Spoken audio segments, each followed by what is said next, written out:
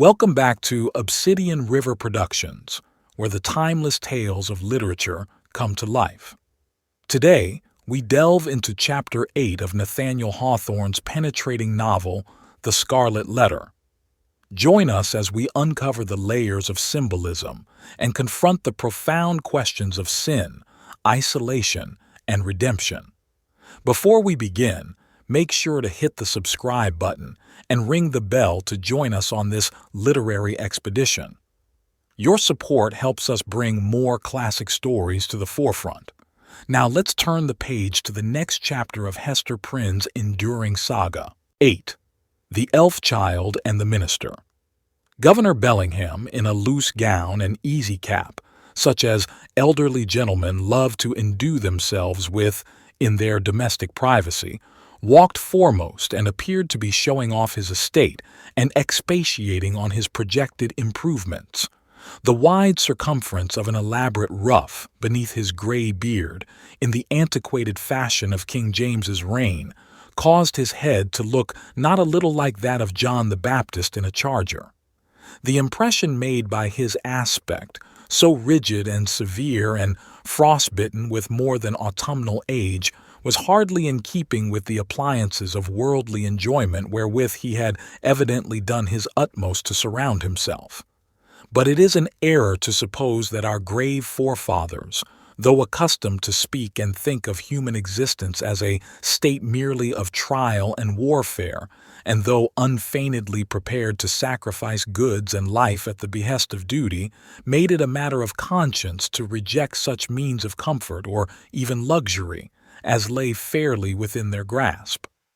This creed was never taught, for instance, by the venerable pastor John Wilson, whose beard, white as a snowdrift, was seen over Governor Bellingham's shoulder, while its wearer suggested that pears and peaches might yet be naturalized in the New England climate, and that purple grapes might possibly be compelled to nourish against the sunny garden wall.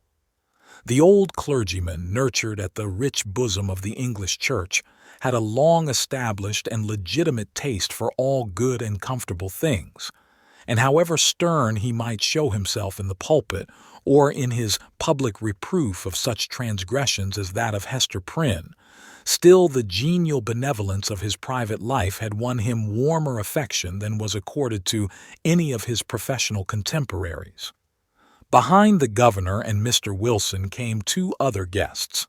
One, the Reverend Arthur Dimmesdale, whom the reader may remember as having taken a brief and reluctant part in the scene of Hester Prynne's disgrace, and, in close companionship with him, old Roger Chillingworth, a person of great skill in physic, who, for 2 or 3 years past, had been settled in the town. It was understood that this learned man was the physician as well as friend of the young minister, whose health had severely suffered of late by his too unreserved self-sacrifice to the labors and duties of the pastoral relation. The governor, in advance of his visitors, ascended 1 or 2 steps, and throwing open the leaves of the great hall window, found himself close to little Pearl.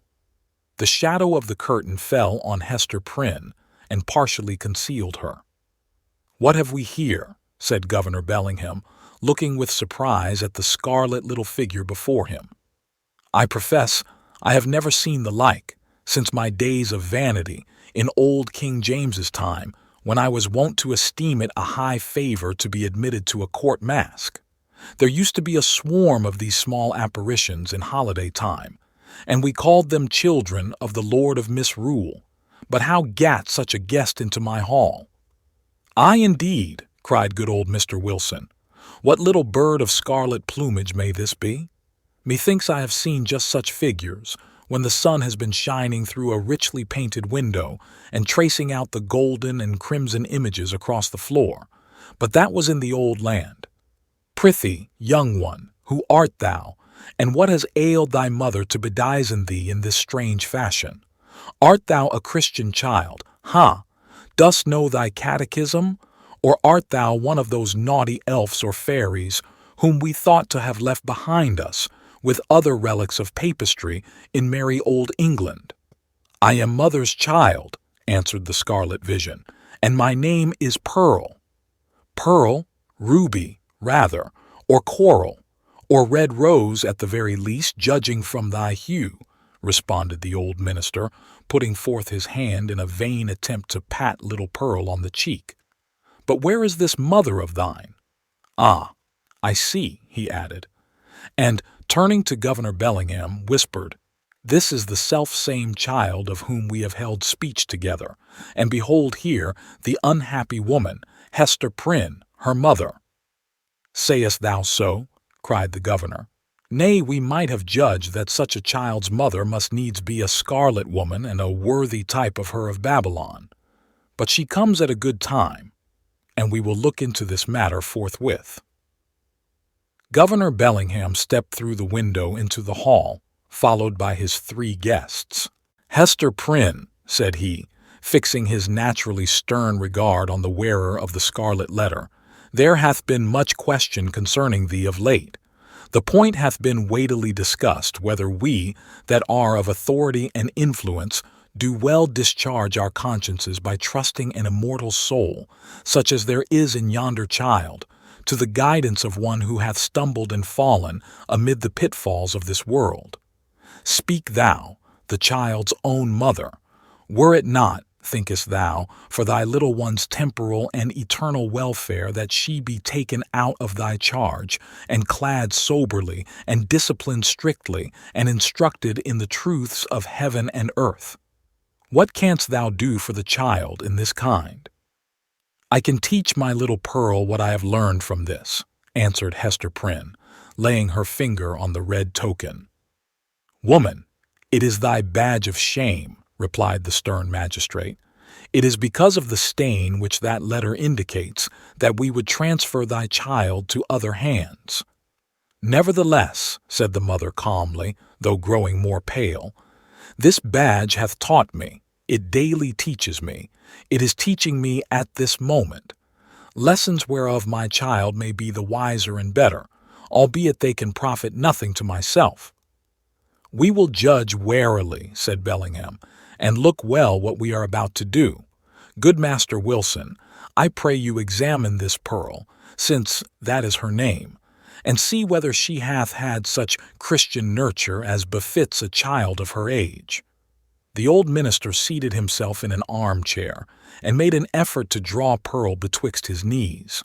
But the child, unaccustomed to the touch or familiarity of any but her mother, escaped through the open window and stood on the upper step, looking like a wild tropical bird of rich plumage, ready to take flight into the upper air. Mr. Wilson, not a little astonished at this outbreak, for he was a grandfatherly sort of personage and usually a vast favorite with children, essayed, however, to proceed with the examination. "Pearl," said he with great solemnity, "thou must take heed to instruction, that so, in due season, thou mayest wear in thy bosom the pearl of great price. Canst thou tell me, my child, who made thee?" Now Pearl knew well enough who made her, for Hester Prynne, the daughter of a pious home, very soon after her talk with the child about her heavenly Father, had begun to inform her of those truths which the human spirit, at whatever stage of immaturity, imbibes with such eager interest. Pearl, therefore, so large were the attainments of her 3 years' lifetime, could have borne a fair examination in the New England Primer, or the first column of the Westminster Catechisms, although unacquainted with the outward form of either of those celebrated works.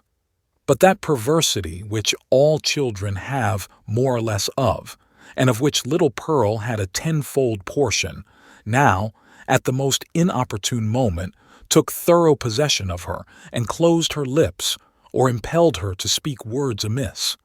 After putting her finger in her mouth with many ungracious refusals to answer good Mr. Wilson's question, the child finally announced that she had not been made at all, but had been plucked by her mother off the bush of wild roses that grew by the prison door. This fantasy was probably suggested by the near proximity of the governor's red roses, as Pearl stood outside of the window, together with her recollection of the prison rose bush, which she had passed in coming hither. Old Roger Chillingworth, with a smile on his face, whispered something in the young clergyman's ear. Hester Prynne looked at the man of skill, and even then, with her fate hanging in the balance, was startled to perceive what a change had come over his features, how much uglier they were, how his dark complexion seemed to have grown duskier, and his figure more misshapen, since the days when she had familiarly known him. She met his eyes for an instant, but was immediately constrained to give all her attention to the scene now going forward. "This is awful," cried the governor, slowly recovering from the astonishment into which Pearl's response had thrown him. "Here is a child of 3 years old, and she cannot tell who made her. Without question, she is equally in the dark as to her soul, its present depravity and future destiny. Methinks, gentlemen, we need inquire no further."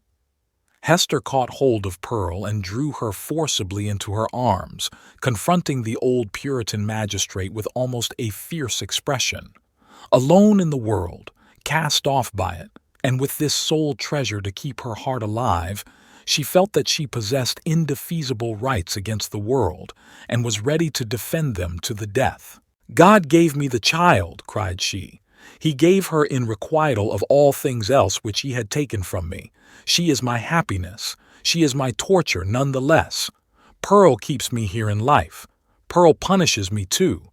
See ye not she is the Scarlet Letter, only capable of being loved, and so endowed with a millionfold the power of retribution for my sin?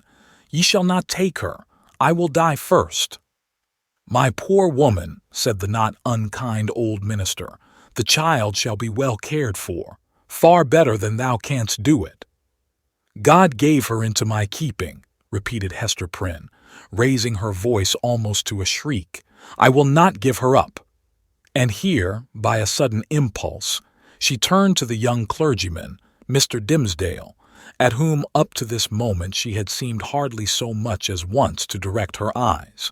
"Speak thou for me," cried she. "Thou wast my pastor, and hadst charge of my soul, and knowest me better than these men can. I will not lose the child. Speak for me. Thou knowest, for thou hast sympathies which these men lack.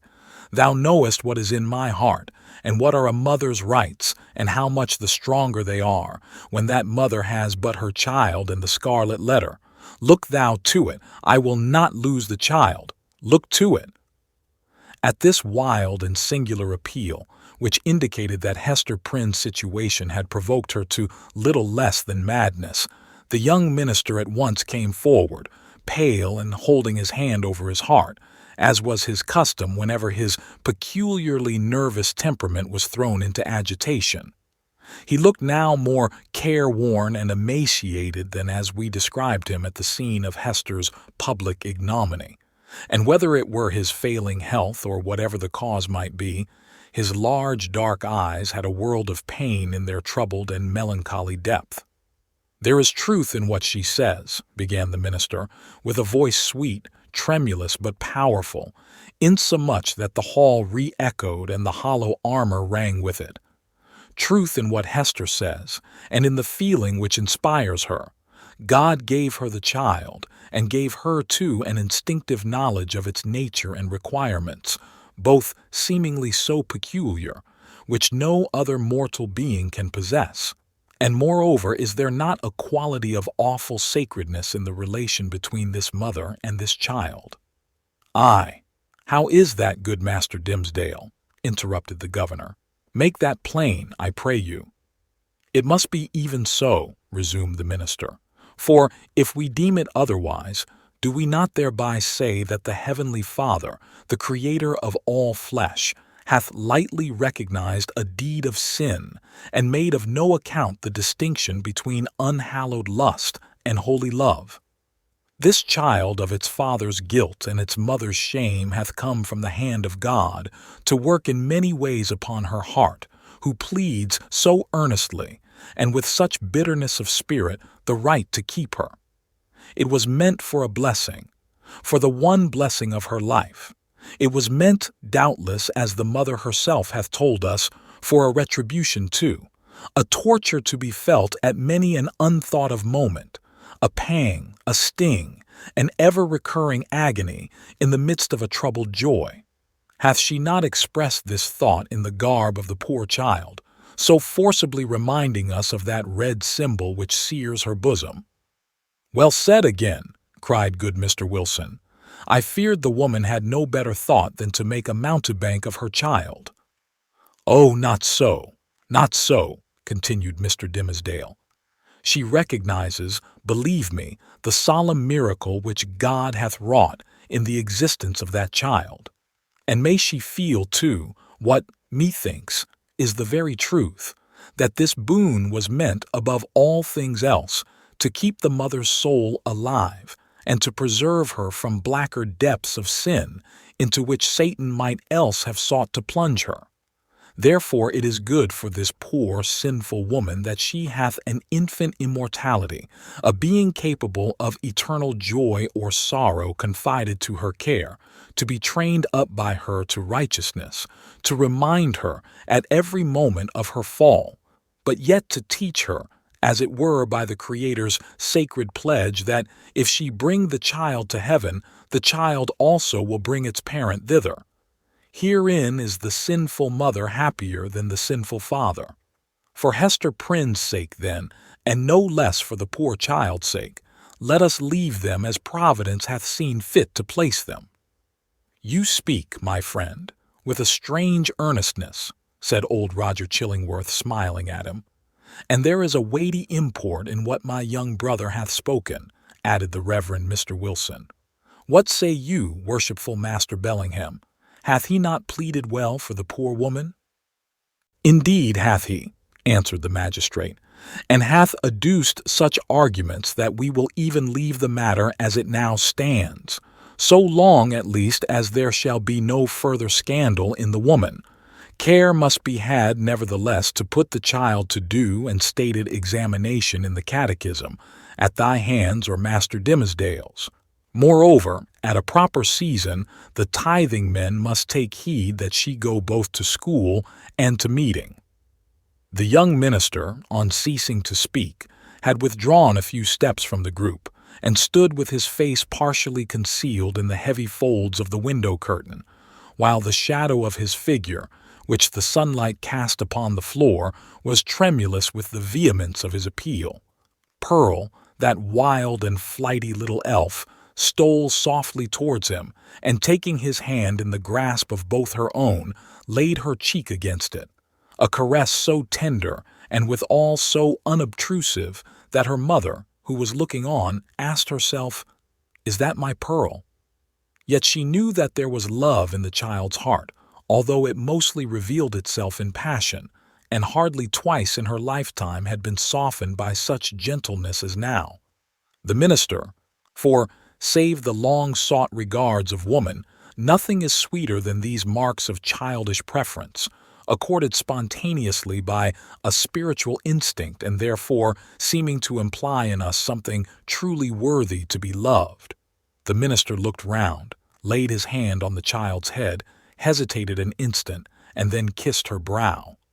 Little Pearl's unwonted mood of sentiment lasted no longer. She laughed and went capering down the hall, so airily that old Mr. Wilson raised a question whether even her tiptoes touched the floor. "The little baggage hath witchcraft in her, I profess," said he to Mr. Dimmesdale. "She needs no old woman's broomstick to fly withal." "A strange child," remarked old Roger Chillingworth. "It is easy to see the mother's part in her. Would it be beyond a philosopher's research, think ye, gentlemen, to analyze that child's nature, and from its make and mold to give a shrewd guess at the father? Nay, it would be sinful in such a question to follow the clue of profane philosophy," said Mr. Wilson. "Better to fast and pray upon it, and still better, it may be, to leave the mystery as we find it, unless Providence reveal it of its own accord. Thereby, every good Christian man hath a title to show a father's kindness towards the poor, deserted babe." The affair being so satisfactorily concluded, Hester Prynne, with Pearl, departed from the house.